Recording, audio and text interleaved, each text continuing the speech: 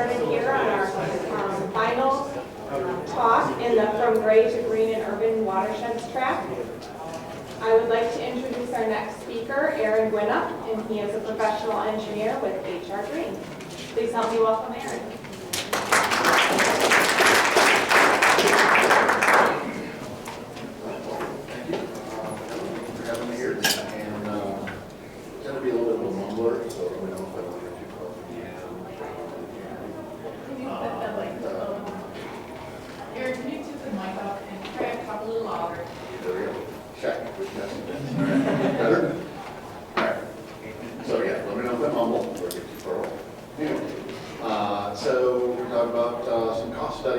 That we did recently to compare green versus green infrastructure, because I am an engineer and I work mostly for municipalities.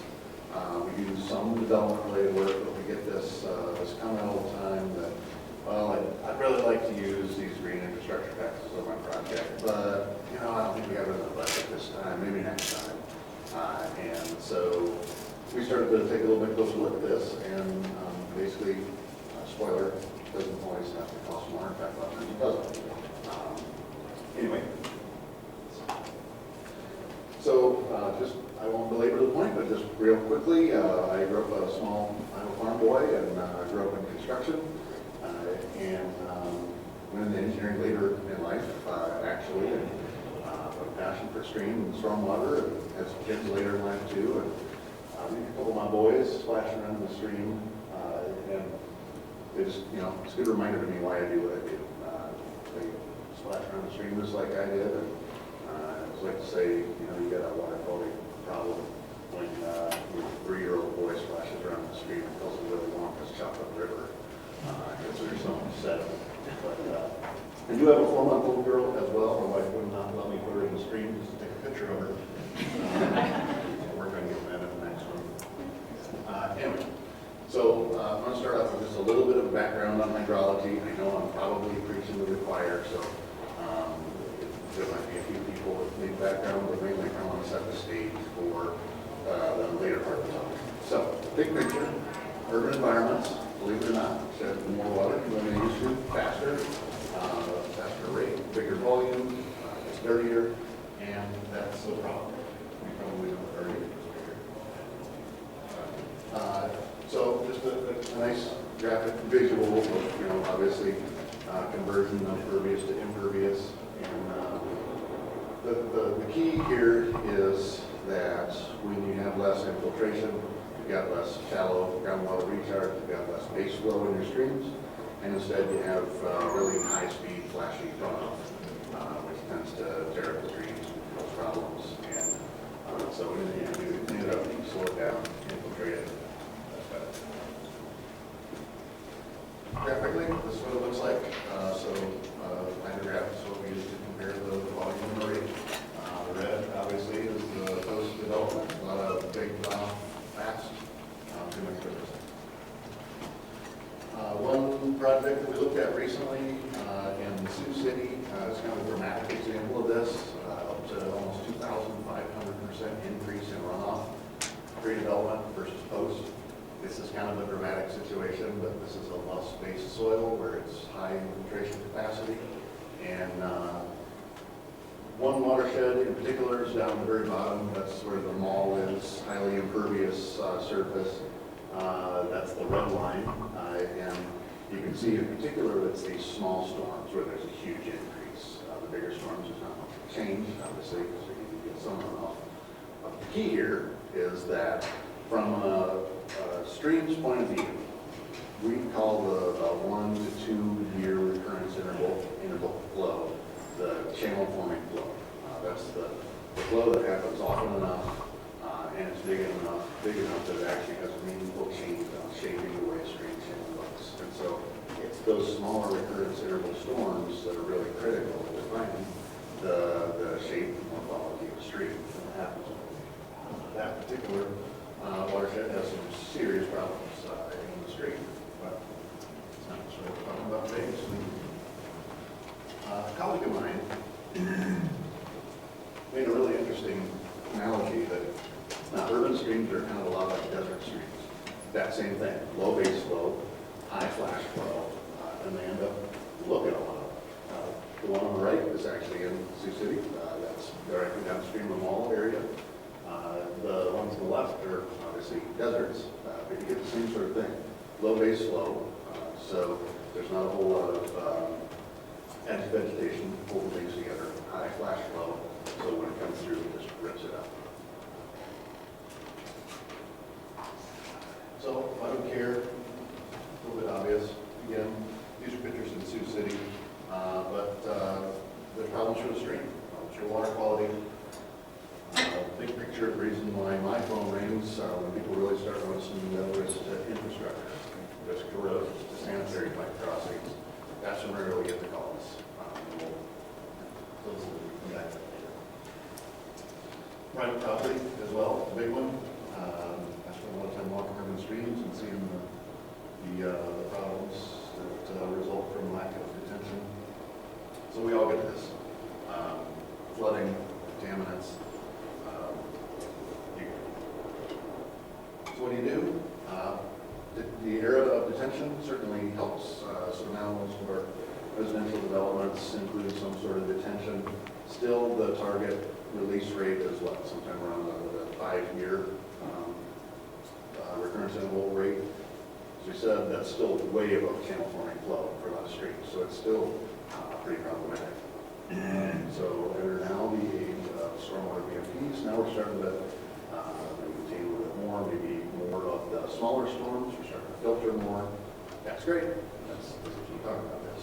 But unfortunately, a lot of people associate that with higher cost, which it can be, certainly can. We design some really fancy, really cool looking stormwater BMPs that are really expensive, but they don't necessarily have to be.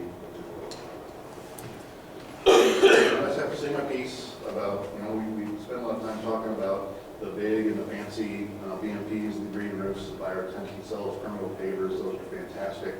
And I'm an engineer, so that's what I tend to focus on most and what most of the talks about. But just a quick nod to reality, it's really the big picture that's important. Distributed, widely distributed, infiltration capacity, storage capacity in the soil, maintaining soil. You might have heard there's a little thing about topsoil going on in the state. Nonetheless, strive for 5. I guess we probably get that too, but they're good. Okay, so the actual meat of the talk is on some case studies that we did to look at the cost differences between gray and green infrastructure, traditional development versus the same thing, but with some of the softer techniques. A couple of them in Coralville, one of them in Hinsdale, which is somewhere in Chicago, and then look at some external research as well. So this is all started with Coralville. It's one of my bigger clients, and they had a WERB grant to do some really cool stormwater BMPs associated with the roadway project. And a big part of this is that they enacted a few years ago, a pretty progressive stormwater ordinance. And it was new. They're still going through a little bit of growing pains, but they've got some time under them now. And so we're starting to kind of see the effects of it. Highlights are, we got stream buffer requirements. They've got standard detention requirements. They hit the topsoil hard. There's a lot of communities, I think, still trying to figure out how to regulate that, how to implement it. Do they measure what was there before and match that? Coralville, I think, just took the easy route and said 6 inches. Put 6 inches down. If you didn't, you're not done. And Amy Foster is driving that home, and honestly, there's some people who gripe about it a little bit, but overall, it's going well. And in a lot of cases, they can find that they can get their water quality volume just with good topsoil on a small site, not too much impervious area. So this is kind of the background for the Coralville-based cost studies. So anything being developed now already has this in place. So they've got to deal with water quality volume on site, channel protection volume from the 1-year storm, either on site or very locally in some way or another.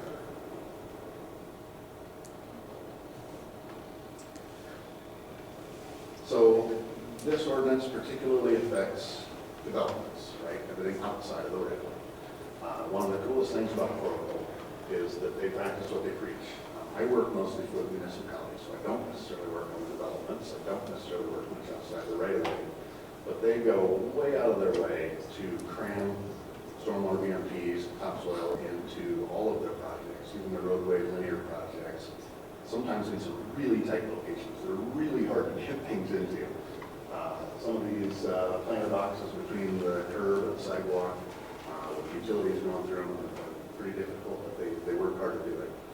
The lower left picture, their firefighters are actually some of the biggest proponents. They build a lot of their own bioretention cells on their own firehouse properties, apparently in their full dress gear.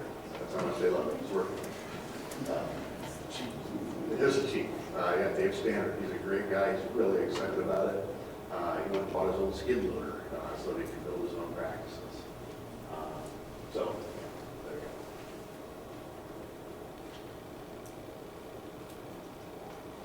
go. Okay, so first actual case study. I fibbed a little bit. We usually work with them right away on municipal projects.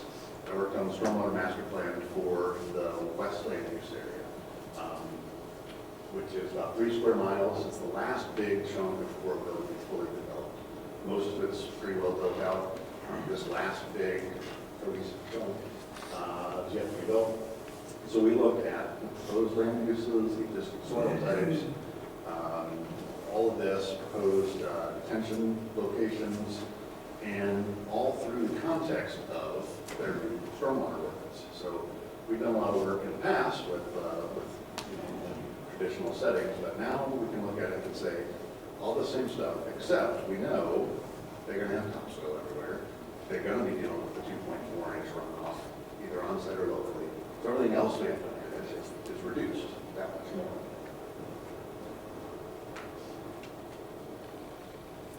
So what we found was, once you deal with channel protection volume, water quality volume on site, now we get to what's left, what still has to be dealt with. The kind of surprising thing to me was we knew that runoff would be reduced, obviously, but we didn't realize that actual detention volume was reduced 40% on average, some more, some less, depending on imperviousness, land use, all that.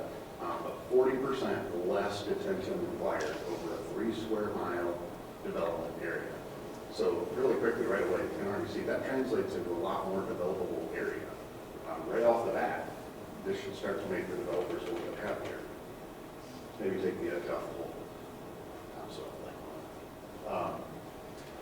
Also, the big trunk lines from the storm sewers that lead from these catch basins and whatnot are that much smaller.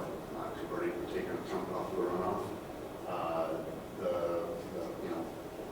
The intangibles go away, less streaming, that's better aesthetics. And so, big picture, now that we've incorporated their stormwater ordinance, it's really changing the big picture view of what it takes to build these, and there's some new benefits. So case study number 2, this is the project that actually funded the initial study that got us looking at this. City of Coralville needed to replace a major arterial gateway into town. It was a little 2-lane road, highly congested. They bumped it up to 4 lanes, put a multi-use pedestrian path next to the road. Again, this is under the auspices of their new ordinance. They upgraded to traditional curb and gutter. It was a DOT-funded project, so we still had that, had some DOT standards. We still needed traditional curb inlets and some traditional storm infrastructure. They had a lot of streetscaping and aesthetic elements, not all of them with stormwater, which was a $5 million limestone thingy in the median. It's really cool. And maintain their state. And so Amy Foster came to me and said, great, so you're going to work on the stormwater on this, so meet the water quality volume at the minimum. If you can, get channel protection volume and salt them right away. Make the BMPs look nice and unobtrusive, and also make it cost less. And wait, what? Because we've done this, we've been doing this work for the city for a while. We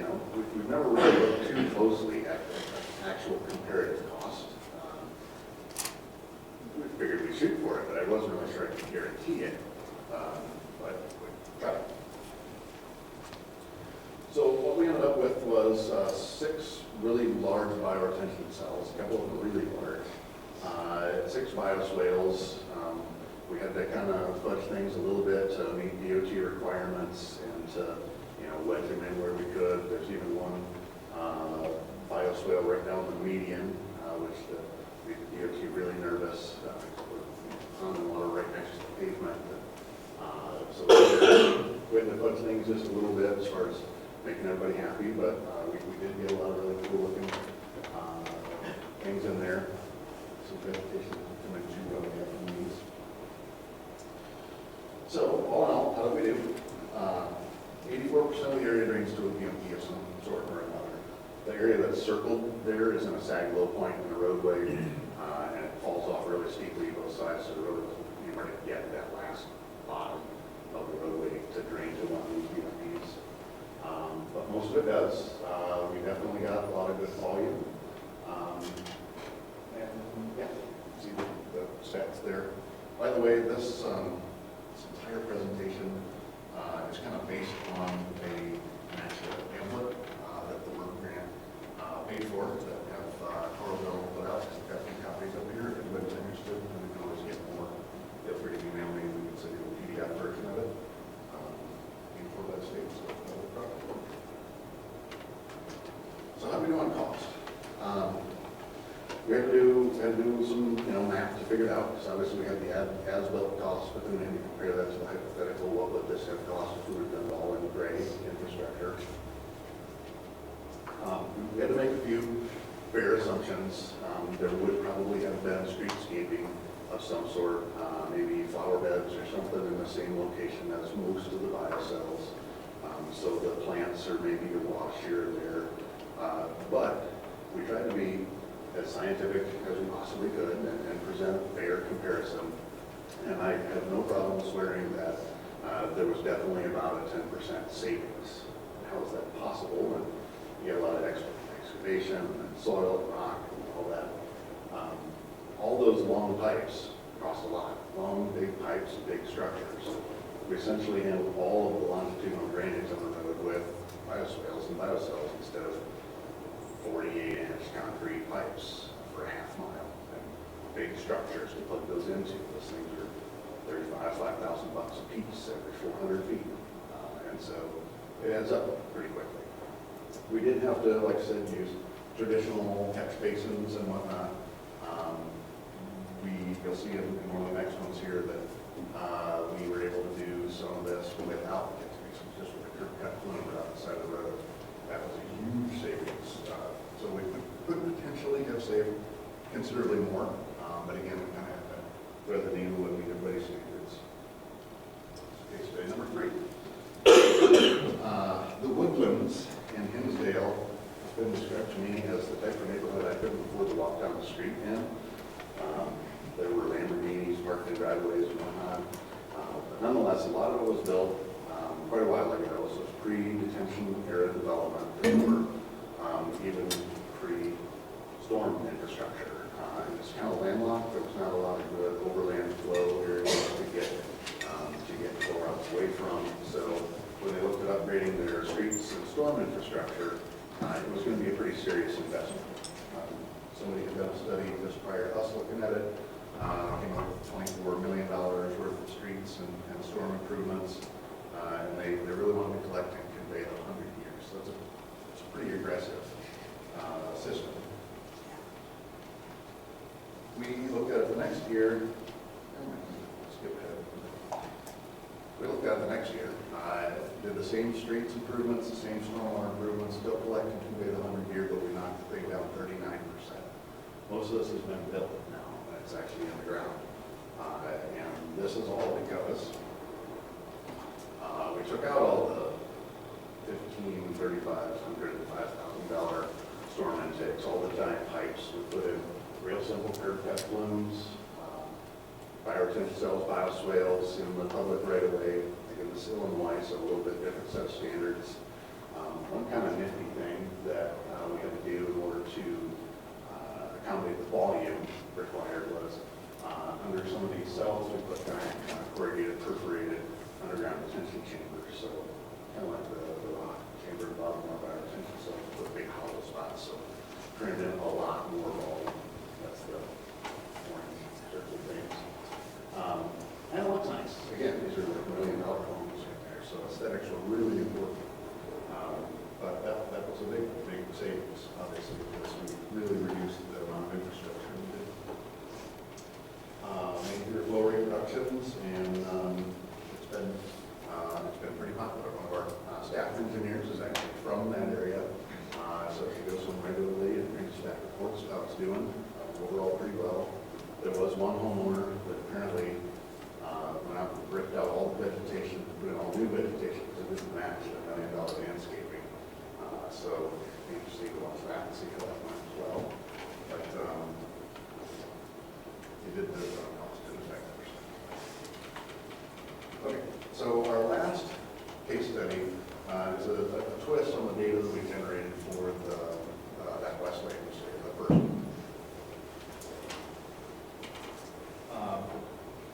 So we did this as just kind of a thought exercise. Again, we work mostly in the right-of-way and on for the municipality. So we're working on big municipal streets, arterials, some collectors. When it gets down to the local streets in a lot of these new developments, the developers build those entirely on their own. It's not a city project anymore. And they have a lot of control over how they design the streets. And so we'd like to see them incorporating more green infrastructure with things like this. But it's sometimes can be a tough sell. I see they're very driven. So we looked at some hypothetical situations and tried to make some comparisons and see how could we make this case to them. So just again, hypothetically, we said, what if we take a local street with parallel on-street parking and we redesign your standard cross-section so that it doesn't just have pavement with storm intake every 300 to 400 feet, manholes up that, a bunch of longitudinal pipes. That all is based on stormwater spread criteria, right? The big storm, your street flow can't encroach into the travel lane. And so we said, all right, what if we do all that, but instead of with pipes, we just use permeable pavement, pavers underneath the parking area. Leave the travel lane alone, and make the gravel storage area and the rest of the infrastructure big enough to accommodate that exact same flow, would otherwise be on the street surface. Again, you probably get this, it's not news. But we want to make the cost comparison. We included our hardcore transportation engineers, and these are guys that aren't necessarily believers. We wanted to make sure that we were presenting a good case. These are guys that I swear if they were going to design a car, they would have reinforced concrete. But they kind of helped us stay credible. And so, yeah, I'm going to pretty much cover the criteria already. Yep. We did have, hypothetically, we did have a few intakes and pipes at some hypothetical sag level points. We figured 100-year storm and stuff have some sort of infrastructure. So we added some. It's not as impressive as some of the other ones we came up with. Within rounding error, it's maybe a little bit less, if not about a wash. Again, this supports some credits because they're already dealing with the water quality volume, channel protection volume on site. So runoff beyond that, coming from the developments into the roadway, usually designed for the 5 or 10-year storm in the roadway criteria. And so 1.4 basically it's a little bit less. Maybe it's about the same. It's arguably not necessarily. But big picture, don't just take my word for it. We're doing this cost study, and we thought we should vet this with the rest of the universe. And so there's been some great studies done by people smarter than me. This one in particular that we like to cite has a lot of projects included from all over the country, all different ecoregions, different climates, and a lot of projects. And they basically found that roughly 3/4 of the projects either did not cost more or definitely cost less. Over half of them actually did cost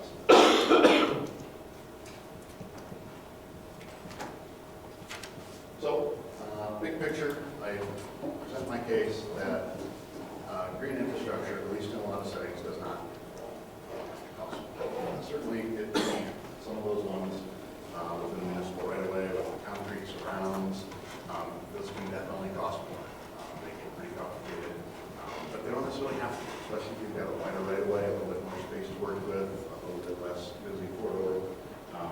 They don't necessarily have to cost. It's what I refer to as the Venn diagram from hell. These things you have to take into account, but probably everybody in this room deals with these things all the time.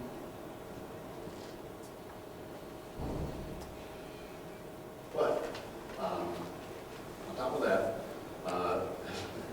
my dad likes to say sometimes keep me in check a little bit. He's a college boy. What was the payback period on that lunch you ate today?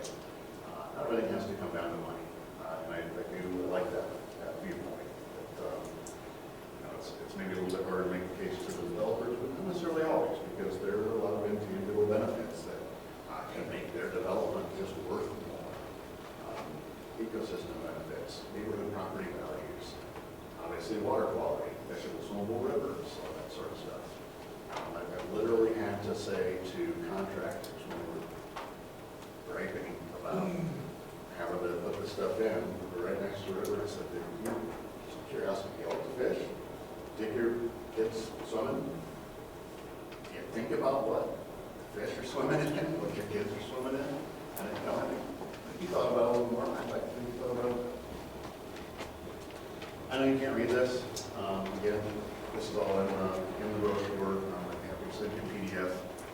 Just kind of a cool overview of some of these other studies and some of the other triple bottom line intangible benefits. They're again quality of life differences that people have documented as a result of implementing a little bit more green infrastructure. Again, probably a little bit hard to see. This is a really cool chart that we found from one of the external research sources. There you have some input. It's kind of a neat little matrix for how to choose various green infrastructure ways based on the kind of benefits you're looking for. That's it. Any questions? One thing I didn't hear you talk about, I think, contractors tend to come back with, or people maybe concerned with their budget, might say, is regarding O&M costs after the installation. And so I'm curious if your cost benefit ratio address that, what the plans were. Excellent question. So the total life cycle process, what about maintenance? That's what Ray always says. How do you compare that? We didn't necessarily include that in here because we were focused on capital only, but that is the obvious logical next. And so we did look at, we did some analysis on it. I don't have any slides yet, but NCO project has been in the ground long enough. We've been documenting it, and we are starting to get that data now. But big picture, let's back up and say, most cities have a budget for sucking out intakes to remove sediment. A lot of these BMPs, especially curbside BMPs, get remove sediment. Trash removal, things that we would kind of hope that we'd be doing anyway. Vegetation, dealing with pruning and whatnot, but there certainly is some maintenance, different maintenance. The big thing is life cycle, whole property, whole city. It comes back to when they call me to work on streams that are the downhill result of not attenuating and cleaning some of your runoff. We can have construction projects in streams that are $100, $200, $500 a linear foot to rebuild a stream and put it back together so that it's not taking out their other infrastructure. And so when you look at the whole system, all the way down to, let's not go all the way to Gulf of Mexico, but when you add up the long-term, 20, 30 years down the road of not attenuating the cleanup flow, and you include this kind of maintenance cost, doing things up on the top of the hill to slow things down, it's got to be way cheaper. These are, I mean, we spend $500,000 fixing up a